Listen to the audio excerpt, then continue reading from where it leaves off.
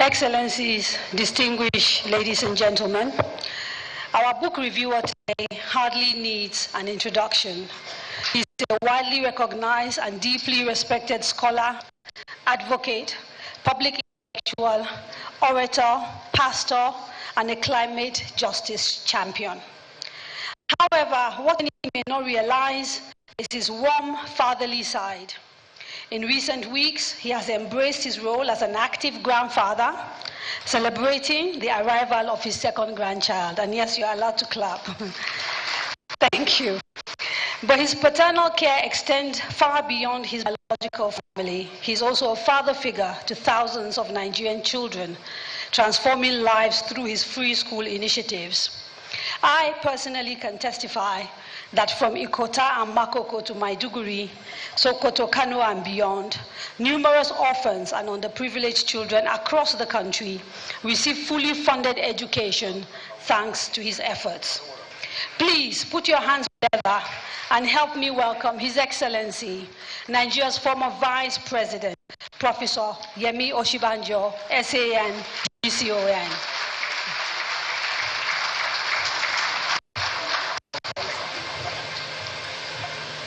Thank you very much, Kadarian.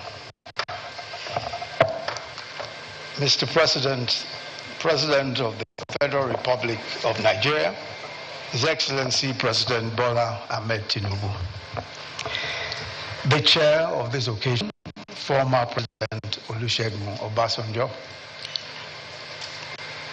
I'm trying to locate him, former President Abdul Salam Abubakar, and her ladyship, Honorable Justice Fatih Abubakar, former President Goodluck Ebele Jonathan, former President of Sierra Leone, His Excellency Bai Koroma, the immediate past President of Ghana and our keynote speaker, His Excellency Nana Akufo-Addo, former Vice President Atiku Abubakar and former Vice President Namadi Sambo, the author and celebrant of this event, former President Ibrahim Badamasi Babangida, Your Excellencies, present and former governors, Your Royal Highnesses, traditional rulers, distinguished ladies and gentlemen,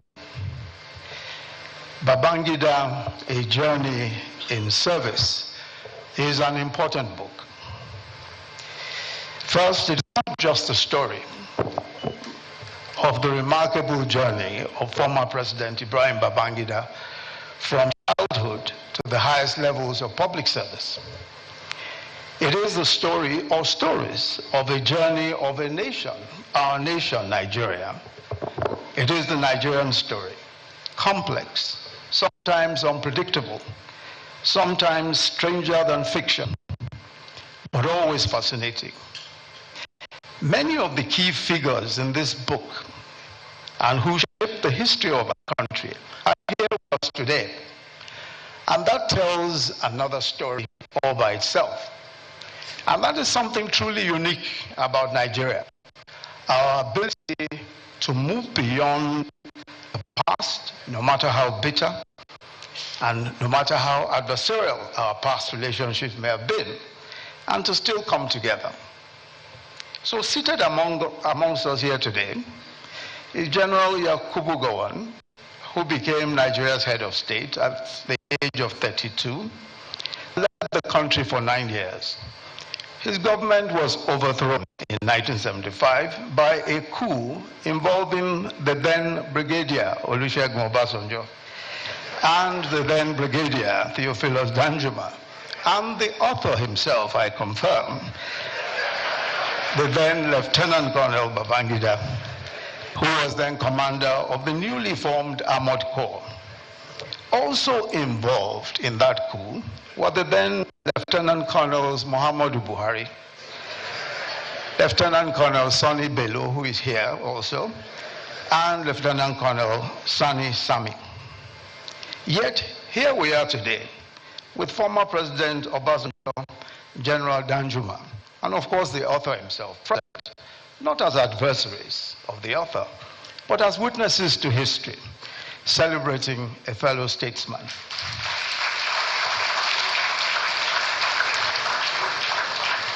In a striking turn of fate, the author notes that it was President Obasanjo who, after the tragic assassination of General Murtala Mohammed, insisted that a young Lieutenant Colonel Babangida be appointed to the Supreme Military Council, making him the youngest member at the time. Also represented here is the immediate past president, Muhammadu Buhari, another leader whose path intertwined with Babangida. It was former President Babangida who played a key role in the coup that brought President Buhari to power in 1983. Later, in another coup that removed him and brought Babangida himself into power. Yet today, President Buhari is represented at this occasion, celebrating the man who overthrew him and detained him for 3.5 years, his one-time old adversary, former President Babangida. And then, of course, there's a gentleman here who was an elected senator in 1992 in the course of Babangida's transition program. When Babangida announced the 1993 election and General Abacha took over and dissolved the Senate, that senator tried to reconstitute the Senate in resistance to the dissolution. He was detained, charged to court. He escaped into exile. Today, he is also here to celebrate with his former tormentors. But as President, Commander-in-Chief of the Armed Forces of the Federal Republic of Nigeria, President Bola Ahmed Tinubu.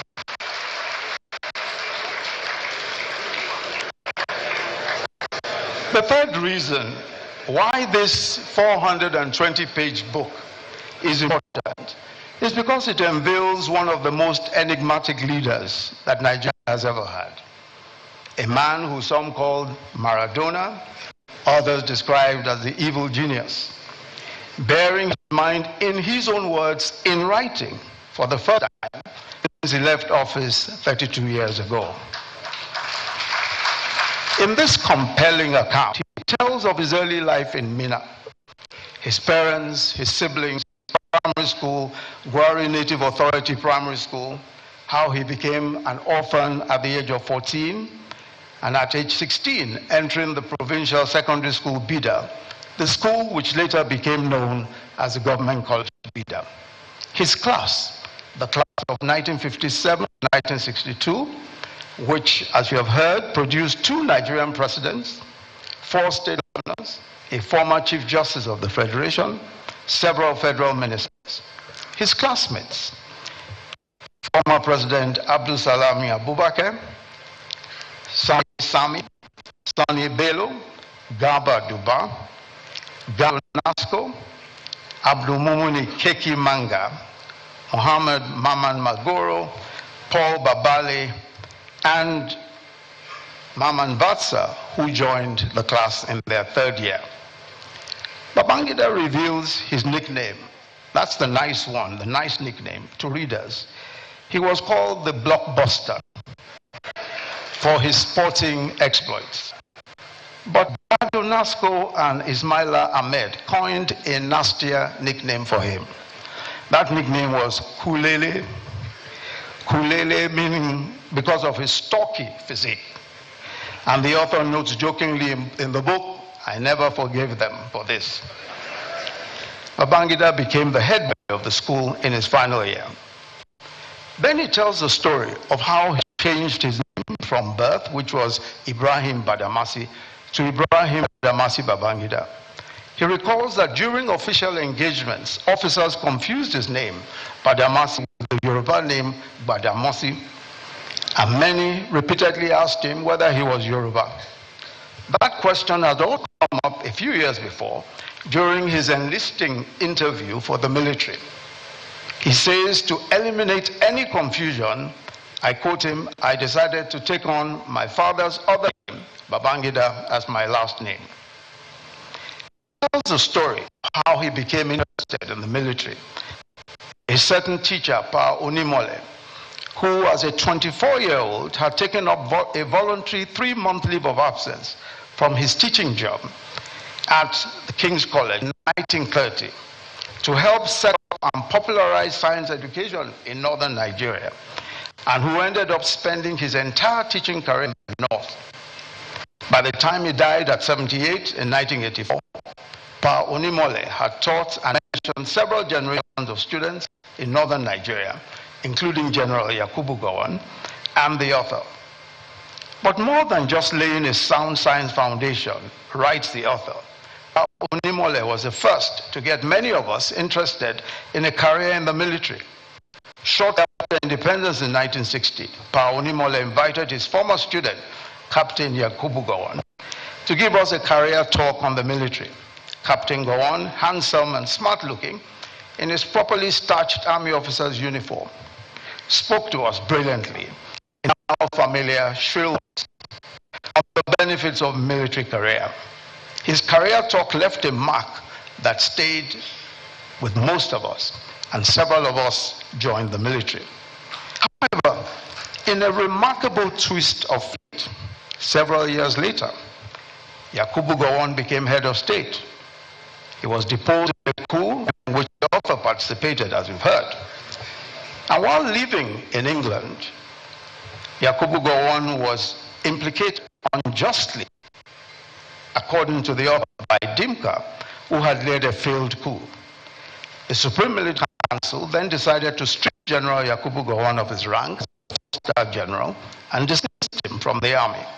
The author writes, I quote him, although I was a member of the Supreme Military Council that made that painful decision on General Gowon, I am happy that as president, I restored his benefits and full ranks in 1986 as a distinguished general of the Nigerian Army. End of quote. The author also tells the story of his combat experience during the Civil War. His favorite commanders were General Wushishi and General Danjuma. The most unfortunate aspect of the war experience for him was that it brought him into combat confrontation with some officers from the Biafran side, with whom he had trained as a cadet, who now had to fight on the Biafran side. Interestingly, a good number of them who survived remained his friends after the war and long afterwards. But perhaps the most unforgettable experience of the Civil War for him was the injury that nearly killed him. In the course of a firefight in Uzuali, Umahia, hit by shrapnel that eventually was lodged in his chest. And he tells how he was evacuated to the Lagos University Teaching Hospital, Idiaraba.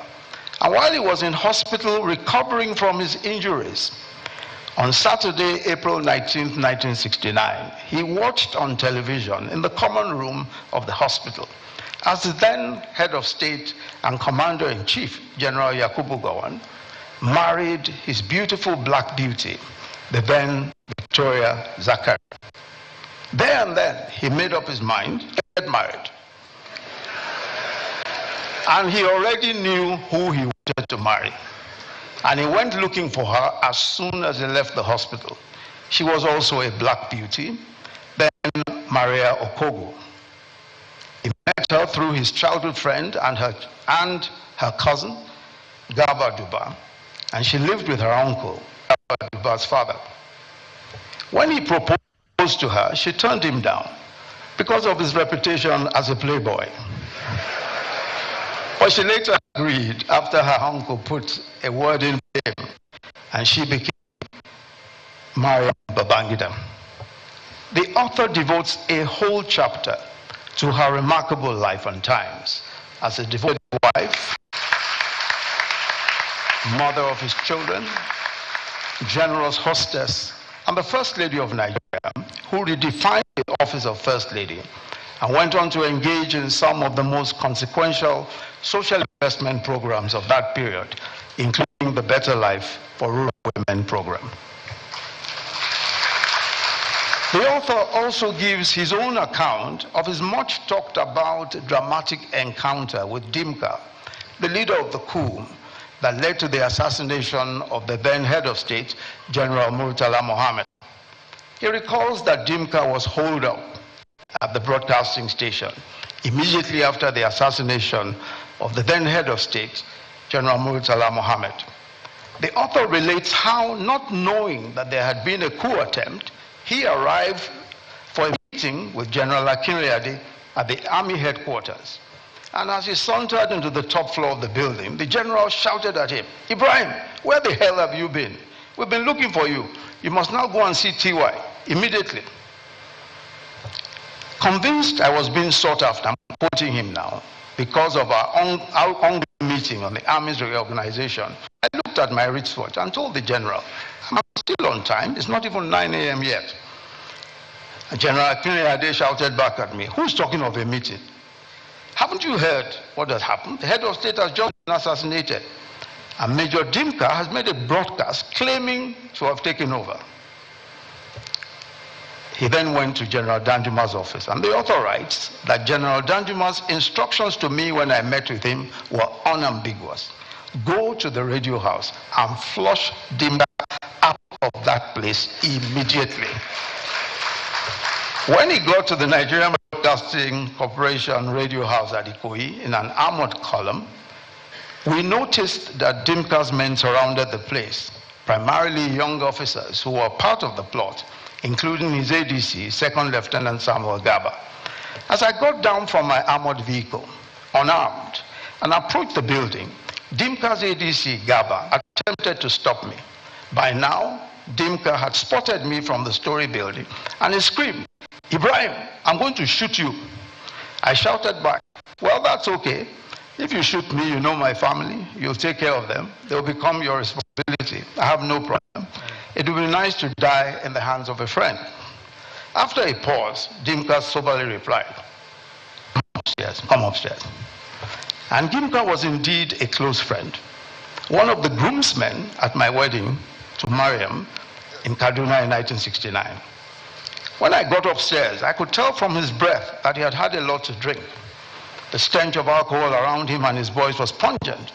Then suddenly his ADC, also visibly drunk, nervously showed up and suggested that Dimka take me hostage and use me as a bargaining chip with the government. Dimka angrily screamed at Gaba and chased him out. Once Gaba scampered out, Dimka and I settled for a frank discussion. In doing so, I reminded him of the need to keep things under control, avoid flaring tempers in the circumstances we had found ourselves in. First, he wanted to know if I had come to trick him into some form of surrender. When I convinced him it was not my mission, he calmed down and he said he wanted a change of government. He even attempted to persuade me to join in the attempt.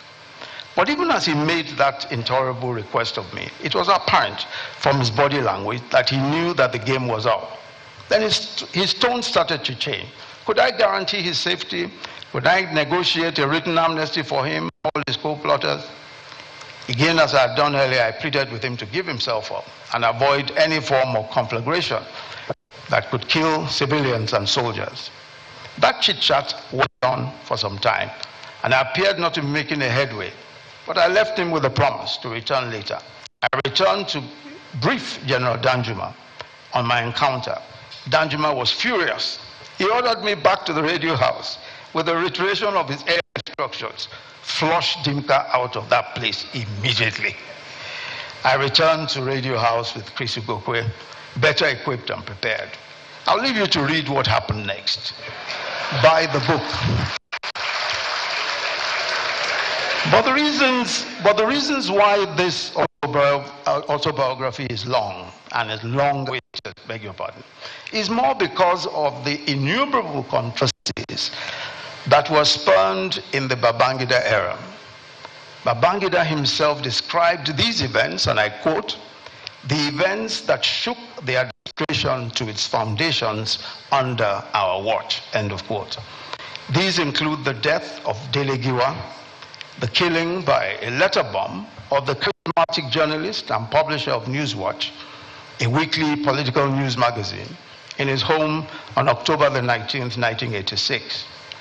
The Vatsa coup, a coup that implicated one of his closest childhood friends, and the decision of the Supreme Military Council to execute him. The Gideon Oka coup, a coup that took the life of his ADC and nearly took his own life and that of his wife, and how they escaped the coupists, and how the coup was foiled by the then Chief of Army Staff, General Sani Abacha. The OIC palaver, the controversy as to whether the government had surreptitiously taken Nigeria into membership of the Organization of Islamic Cooperation, OIC. The 1989 SAP riots, the deadly riots over the harsh economic effects of the government's structural adjustment policy. The C-130 air crash on September 26, 1992. The crash of the Nigeria Air Force Lockheed C-130 transporter aircraft in the swamps of Lagos, in the swamps off the Lagos coast, barely 3 minutes after taking off from the Ikeja airport, killing a total of 159 officers, including the crew and 9 foreigners. The crash wiped out some of the brightest and best middle cadre officers of the time. And there was the allegation that the government masterminded the crash to stave off a coup against the administration, especially since the failure of the Oka coup. Then there is a full chapter devoted to the transition to military rule and the June 12 saga. June 12 was a decision with catastrophic consequences. It was the annulment of what had been said to be the freest and fairest elections in Nigeria's history. The annulment led to a military interregnum that was considered one of the most vicious in Nigeria's history. The eventual death of the acclaimed winner of the election and his wife. The author deals with all these issues and for the first time answers these questions fully. For example, he tells us for the first time who annulled the June 12th election. Of course, I will not disclose that to you. You would have to buy the book to find out. He puts the facts out there. He gives his own reasons for the actions that he took, and he admits where he believes he was wrong. He also answers the question whether Abiola actually won the June 12th elections. And I quote him, "Although I am on record to have stated after the elections that Abiola may not have won the elections, upon deeper reflection and a closer examination of all available facts, particularly the detailed election results, which are published as an appendix to this book, there was no doubt that MKO Abiola won the June 12th elections. Upon closer examination of the original collated figures from the 110 polling booths nationwide, it was clear that he satisfied the 2 main constitutional requirements for winning the presidential elections, mainly majority votes and geographical spread, having obtained 8,128,700 votes against Tofa's 5,848,247 votes, and securing the mandatory 1/3 of the votes cast in 28 states of the Federation, including Abuja. I am gratified that the Buhari administration finally recognized him as a former head of state of Nigeria." End of quote. He concludes in the book, and I quote him, "Looking back now, the June 12th saga was undeniably the most challenging moment of my life, and in certain respects, one of the most painful." And he went on to admit, "If I had to do it all over again, I will do it differently." End of quote. I'll certainly not go into all the details of what he said on these issues, otherwise there's no point, you're buying the book. I urge you to read the book and then make up your own mind whether you agree or disagree. I'm glad that he has laid several years of controversy to rest by speaking his own truth. Let me conclude, Mr. Chairman, by saying that by any standards, Babangida's Journey of Service is an extraordinary book. It's a collection of stories from a life deeply intertwined with Nigeria's contemporary history, told with remarkable wit, insight, and a vivid sense of place. Babangida's storytelling ability is undeniable. He draws the reader into each moment, making history feel immediate and alive. His prose flows effortlessly from one era to another, from one pivotal event to the next, in a way that is both engaging and easy to read. He's generous in his praise of others, acknowledging the contributions of many along the way. Yet despite the richness of his narrative, this book, of course, will not silence the debates or end the controversies surrounding his years in power, especially the final chapter of his leadership. The questions will persist. Criticisms will probably continue. But that has always been the nature of the Babangida phenomenon. He remains, as ever, a force of history. This is a book that we must all read, Babangida in his own words. Thank you very much for listening.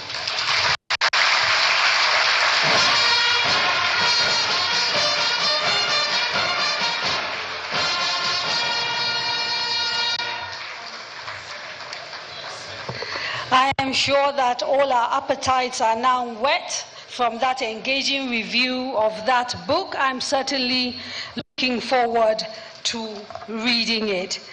Distinguished ladies and gentlemen, the person who is responsible for the design of the IBB Library Events Center is His Excellency, the former Vice President, Federal Republic of Nigeria, Architect Namadi Sambo, GCON, who is here with us today. Excellencies on this project. Please help me welcome Architect Ayo Adesheun, who is the